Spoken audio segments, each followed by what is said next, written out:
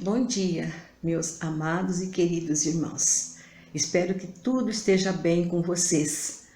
Nós somos gratos a Deus por Ele permitir mais um dia de vida para nós.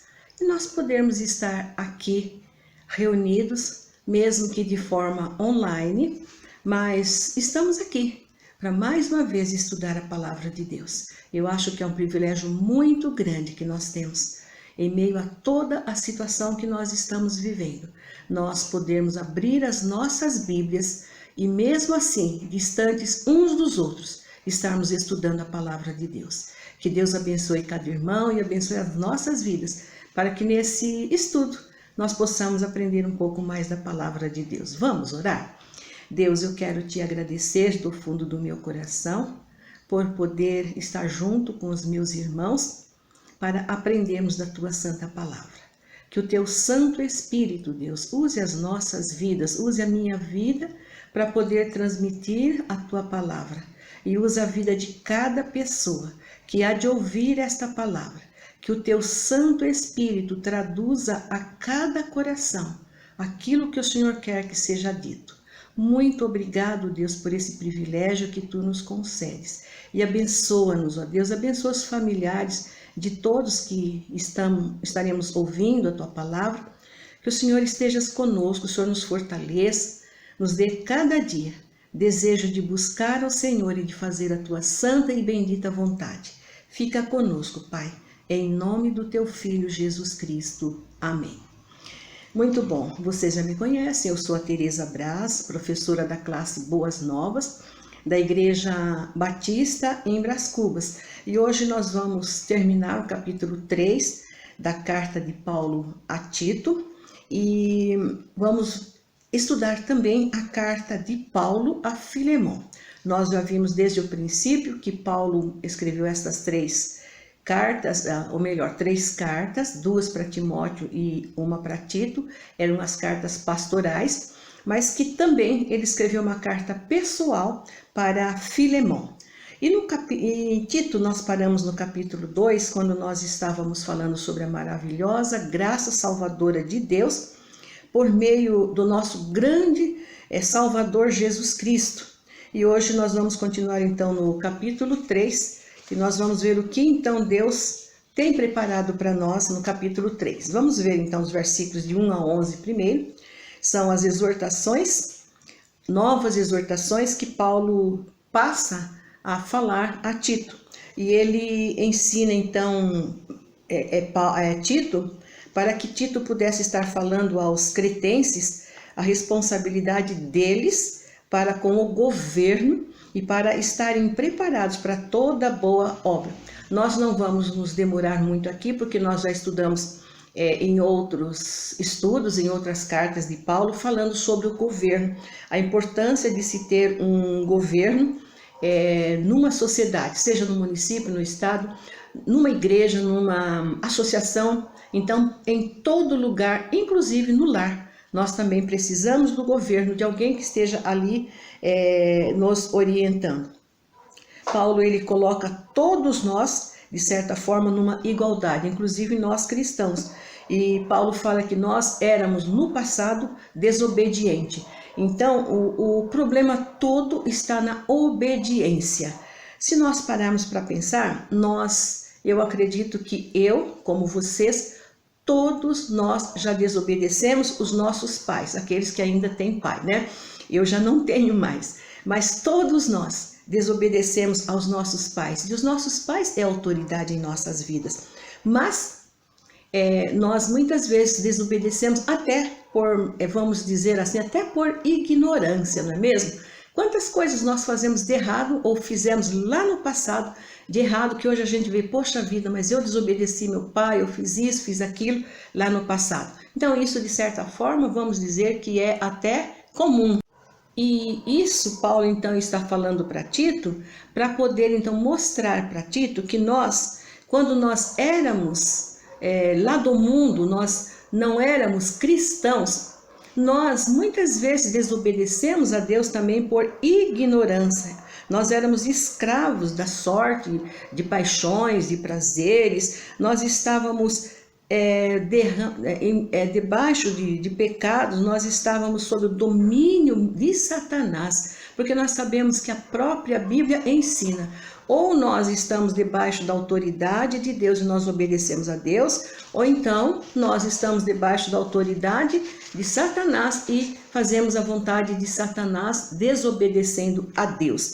E aí então Paulo coloca essa situação para nós vermos que nós éramos pecadores, nós éramos desobedientes, mas quando apareceu a graça salvadora de nosso Senhor Jesus Cristo, quando Deus com a sua misericórdia nos salvou da culpa dos nossos pecados presentes, pecados passados, pecados presentes e pecados futuros, Deus nos salvou por completo. Ele nos salvou mediante a lavagem da regeneração pelo Espírito Santo, fazendo de nós uma nova criatura. Lá em 2 Coríntios 5,17, nós vemos que quando nós recebemos Jesus, nós nos tornamos nova criatura, nós somos uma pessoa nova, uma pessoa diferente. Então agora nós podemos obedecer ao nosso Deus, porque nós conhecemos o nosso Pai. Jesus, ele ensinou aos seus discípulos que só havia uma lavagem, ou seja, a lavagem para a regeneração da vida eterna, apenas uma. Mas, porém, nós precisamos todos os dias nos lavar, nós precisamos todo dia purificar da contaminação desse mundo. Nós vivemos num mundo contaminado, num mundo cheio de pecado. E por isso nós precisamos todo dia nos derramar diante de Deus, para nós recebermos então o seu perdão para as nossas vidas. Para isso, Deus então ele derramou sobre nós o seu Santo Espírito abundante e generosamente, e para que os nossos pecados então fossem todos perdoados. Uma outra coisa interessante é que Jesus Cristo, quando nós fomos regenerados, como resultado, nós somos justificados pela graça salvadora dele, mediante a nossa fé. Nós nos tornamos herdeiros de tudo, como Paulo escreve aqui para Tito. Nós nos tornamos herdeiros de Deus, estamos preparados, somos herdeiros de Deus, de tudo aquilo que ele tem preparado para nós, o que ele tem preparado para aqueles que o amam. Então, é assim que Paulo encerra essa carta a Tito. Ele fala para Tito que Tito, então, ele deveria proclamar com firmeza, ele deveria proclamar tudo aquilo que Paulo estava ensinando a ele, começando pela regeneração e pelas sãs doutrinas, que ele permanecesse nas sãs doutrinas. Os cretenses regenerados deveriam aplicar-se às boas obras. Aplicar-se às boas obras não significa que você apenas vai fazer uma boa obra para alguém, mas é que você vai praticar as coisas que Deus, as boas obras que Deus tem preparado para você. Aí você vai também fazer as coisas certas. Praticar as boas obras é fazer as coisas certas também. Nós lemos lá em Efésios 2:10 que Paulo diz, que foi Paulo mesmo escrevendo ali aos Efésios, que Deus ele preparou as obras para que nós praticássemos, para que nós frutificarmos nessas boas obras. Deus preparou essas boas obras para que nós andássemos por ela. E andar significa cada dia, no nosso dia, além de você fazer um bem para a pessoa, você fazer as coisas certas todos os dias. E aí então no versículo 14, Paulo orienta Tito a levar a igreja em Creta a aprender a aplicar-se às boas obras. Não apenas eles, mas toda a igreja deveria então aplicar-se a boas obras. E ele cita aqui Zenas e Apolo, que possivelmente eles iam viajar e eles precisavam da ajuda daqueles irmãos para que eles pudessem então estar colaborando com esses dois irmãos com as boas obras, com as boas atitudes, ajudando nas despesas daqueles irmãos, inclusive nas despesas na vida espiritual daqueles irmãos. Assim, nós vimos que Tito deveria aprender para ele e também compartilhar isso na igreja. E Paulo encerra a sua carta com a sua assinatura tradicional, dizendo que a graça seja com todos. Nós então vamos aprender alguma coisa sobre a carta de Paulo a Filemon. Filemon, seu nome significa carinhoso. O tema desta carta de Paulo a Filemon é reconciliação e perdão. Essa carta foi escrita mais ou menos nos anos 60, 62 da nossa época. Mas quem era Filemon então? Se vocês lerem logo aqui no primeiro capítulo, vocês vão perceber que Salomão era um cristão de Colossos, esposo de Áfia e pai de Arquipo. Ele converteu-se pela pregação de Paulo, quando Paulo esteve ali em Éfeso. E Paulo destaca duas características, vocês podem encontrar também na carta aí, duas características muito importantes na vida de Filemon, seu filho na fé, que seria amor e fé para com o Senhor e amor e fé para com o seu próximo.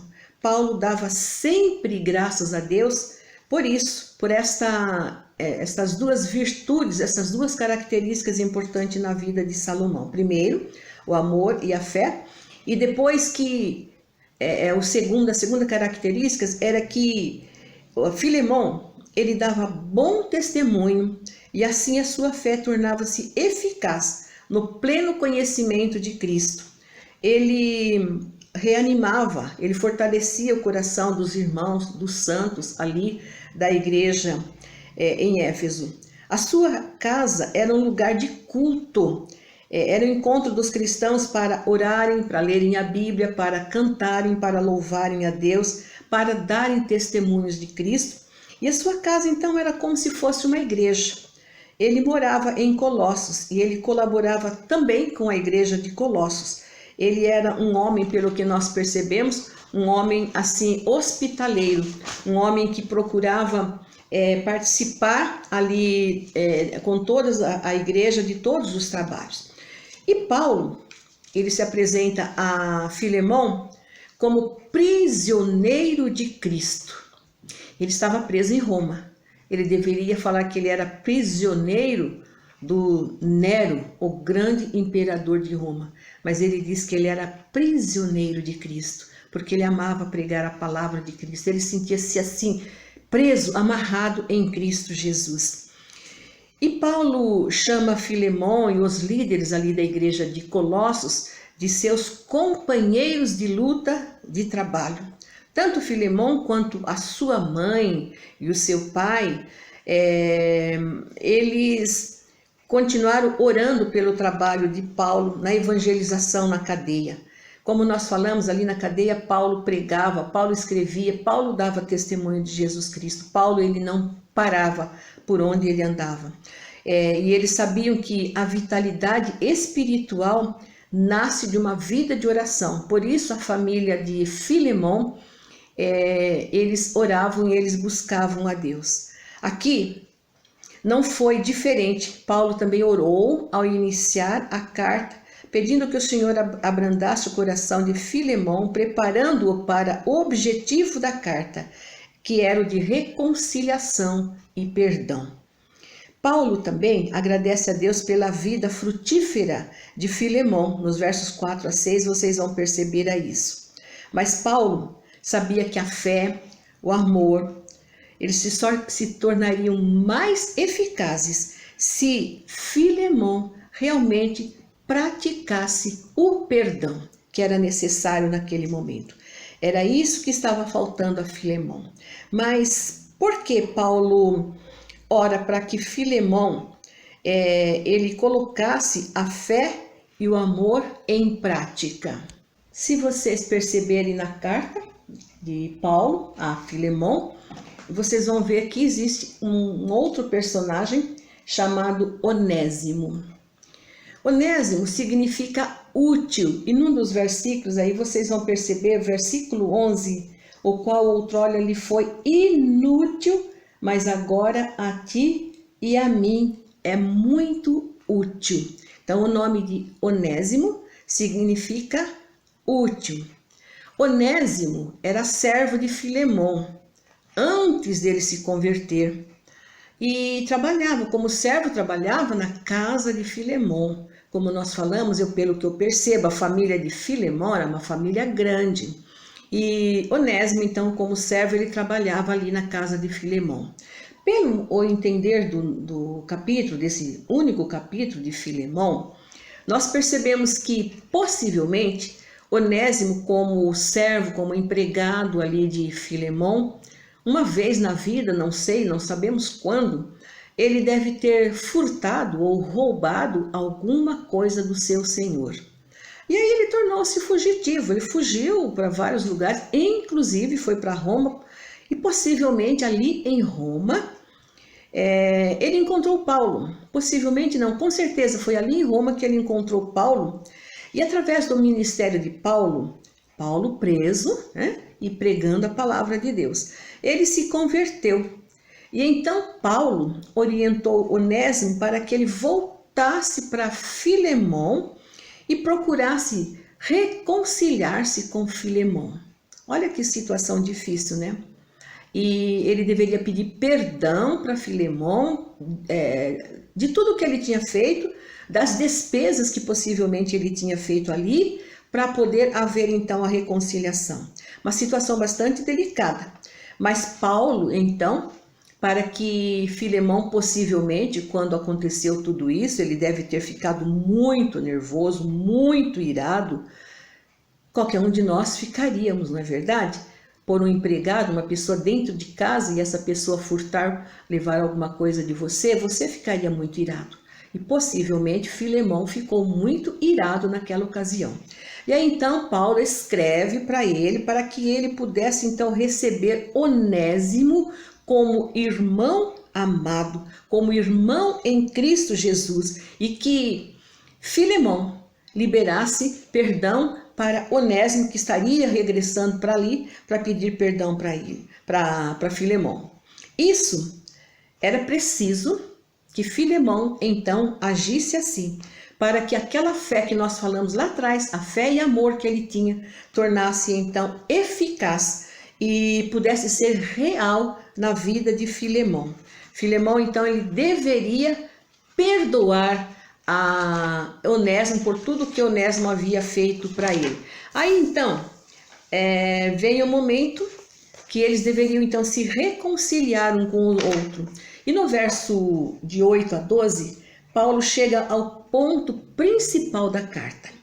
Eu tenho liberdade para lhe mandar que você, Filemão, se reconcilie com Onésimo, mas eu prefiro pedir a ti para que você tome as decisões, crendo no teu amor. Você é um filho de fé, você é um filho que tem amor. Então, mostra a tua fé e o teu amor para com Onésimo. Eu creio que você vai me obedecer, perdoando Onésimo, mostrando a ele que você o ama. E Paulo fala para Filemão, eu posso confiar em você, porque você vai tratar Onésimo como se você estivesse me tratando. Vai tratar Onésimo como meu filho. Não, no passado ele te foi inútil, como nós lemos agora há pouco aqui, mas agora ele te será muito útil. Paulo tinha profundo afeto tanto para com Filemão como por Onésimo, pois ambos eram seus filhos na fé, como nós falamos. Onésimo e Filemão foram salvos pela pregação de Paulo. No verso 13, por exemplo, 13 a 16, Paulo escreve a respeito de Onésimo: eu queria retê-lo comigo para ajudá-lo nas atividades aqui em Roma. Ele seria muito útil para mim, mas sem o seu consentimento, Filemão, eu não vou retê-lo. Paulo fala a Filemão: da mesma forma como você me recebe quando eu encontro com você, quando eu vou na sua casa, talvez eles fossem amigos, frequentavam a casa um do outro. Então ele fala para Filemão: recebe, se você, Filemão, me considera como amigo, como irmão, companheiro, que me recebe sempre com amor, com carinho, assim, Filemão, por favor, receba Onésimo. E no verso 18, Paulo vai mais além. Ele escreve: Se ele te fez algum dano, se ele te causou algum dano, deve alguma coisa para você, põe na minha conta. Paulo se coloca como substituto de Onésimo para pagar tudo por ele. Põe na minha conta, Filemon. E o que então nós podemos aprender nesta pequena carta, que ela não tem doutrina, como nós vimos nas outras cartas, ela não tem tantas instruções para os líderes, como também já estudamos nas outras cartas, as cartas pastorais. Ela não tem assim uma forma de culto para ensinar aqueles dois a cultuarem a Deus, mas ela tem muito ensinamento para nós. Ela tem um ensinamento muito profundo, que é manter o cristianismo em pé.